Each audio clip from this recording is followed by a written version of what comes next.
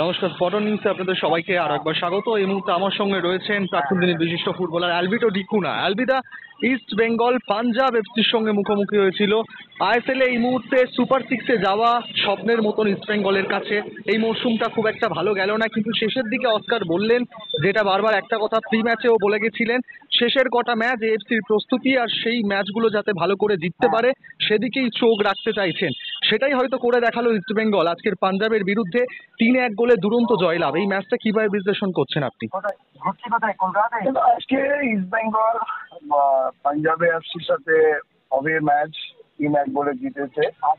সেটা হয়তো লাস্ট কয়েকটা ম্যাচ অবে ম্যাচ বা হোম ম্যাচ জিততে পারলে আজকে ভালো জায়গায় থাকতে পারতো। একদম আজকে ম্যাচটা জিতেছে, ফ্যান্সদের জন্য, অফিসিয়ালদের জন্য, প্লেয়ারদের জন্য একটা ভালো খবর। আমরা সবাই খুশি ইস্ট বেঙ্গল জিতেছে বলে। ইস্ট বেঙ্গল সিক্সে যাওয়ার চান্সটা আমার মনে হয় না একটা চান্স আছে। একদম এই পারফরমেন্স ইস্ট বেঙ্গল এএফসি কাপে কিন্তু অনেকটাই কনফিডেন্স। না, সেটাই তো বলছে। এখন তো দেখো ইস্ট বেঙ্গল হয়তো টপ সিক্সে যাওয়ার চান্সটা খুবই কম, কিন্তু একটা হয় না ইস্ট বেঙ্গল যেমন টিমটা খেলবে, আরো কয়েকটা ম্যাচ বাকি আছে, হয়তো 3টে না 4টে ম্যাচ বাকি আছে আইএসএল এর। ওই ম্যাচগুলো জিতলে তার মধ্যেখানে একটা এএফসি ম্যাচ পড়বে, হোম এন্ড অ্যাওয়ে পিকচার।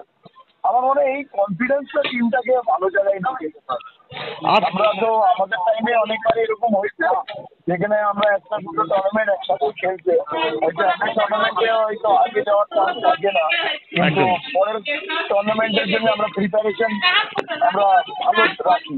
আমার মনে হয় আজকে এই কনফিডেন্সটা টিমের জন্য অনেকটা কাজে লাগাতে পারে। অ্যালভিদা, আজকের ম্যাচে পজিটিভ মুভগুলো কিরকম ভাবে দেখলে? যেটা বললে কিছুক্ষণ আগে হলে সম্ভব হতো। আজকের ম্যাচের পজিটিভ দিকগুলো কি বলছো তুমি? পজিটিভ আমি বলবো, আমি ম্যাচ নিয়ে খুব একটা বলবো না, কারণ হচ্ছে ম্যাচ তো জিতেছে, সেটা সবসময় প্লেয়ার টিমের জন্য একটা ভালো সাইন। কিন্তু আজকে পজিটিভ যদি আমি বলি, সেটা হচ্ছে ইয়ানের ব্যাকওয়ার্ড এতদিন পর একটা গোল পেয়েছে, সেটা একটা ইস্ট বেঙ্গলের কাছে একটা পজিটিভ।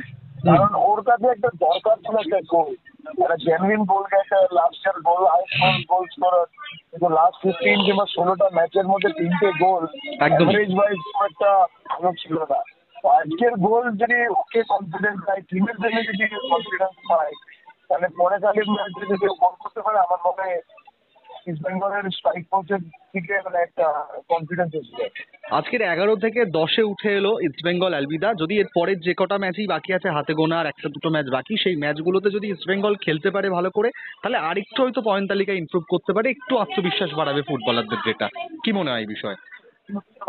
দেখো, আজকে এটা সাপোর্টাররা বলো কিংবা যারা ম্যাচ দেখে কিংবা অন্য টিমের সমর্থকরা, ওরা হয়তো বলবে ইস্ট বেঙ্গল লাস্ট ইয়ারের মতন 10-এ আছে, 11-এ আছে।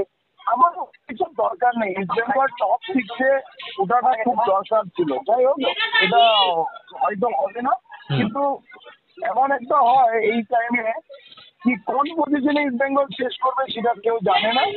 যতগুলো ম্যাচ বাকি আছে এই ম্যাচটাকে জিততে চেষ্টা করো, এটা প্লেয়ারদের জন্য, ম্যানেজমেন্টের জন্য, সবার জন্য ভালো হবে। একদম। অ্যালভিদা, অসংখ্য ধন্যবাদ, খুবই গুরুত্বপূর্ণ বিশ্লেষণ করলে। স্পটন নিউজে আমাদেরও চোখ থাকবে। অসংখ্য ধন্যবাদ অ্যালভিদা, মূল্যবান সময় দেওয়ার জন্য।